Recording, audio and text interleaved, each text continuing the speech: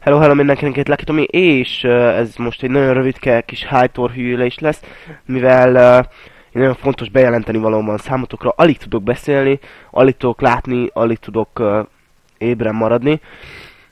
Megint keresztbe tett a betegség, szóval gyorsan megmutatom, hogy hogy mit csináltam. Igazából befettem ezt a két részt itten, nagyon szépen.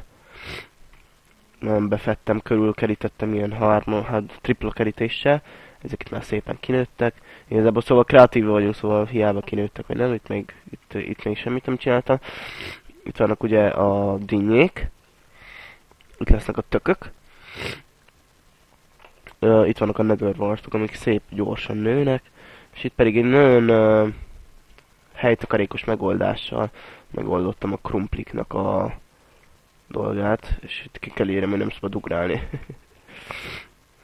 Jó, hát nagyjából ennyit csináltam meg az utóbbi epizód óta.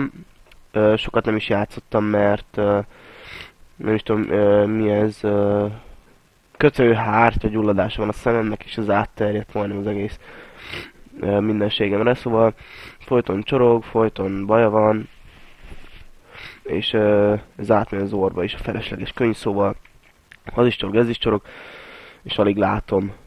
Ház, farm, medence, szóval alig tudok olvasni, szóval így nem élvezetes számomra a játék. Tudom, megígértem, hogy Bandicammal többet nem veszek fel, de igazából nem volt kedvem, még ti se írtatok nagyon sokat. Ugye nem is vagytok annyira sokan még ezen a csatornán feliratkozók. Igazából nem nagyon kerestem utána más videó felvevő rögzítő programnak a szemem, illetve a betegségem miatt. Jó, szóval ennyi lett volna gyorsan ez a Hightor szerver hűlés. Köszönöm szépen a figyelmet mindenkinek. Következő rész már megígérem hosszabb lesz. Nem tudom, hogy meddig nem fog tudni majd jelentkezni, miatt a kötőhárt gyulladás miatt.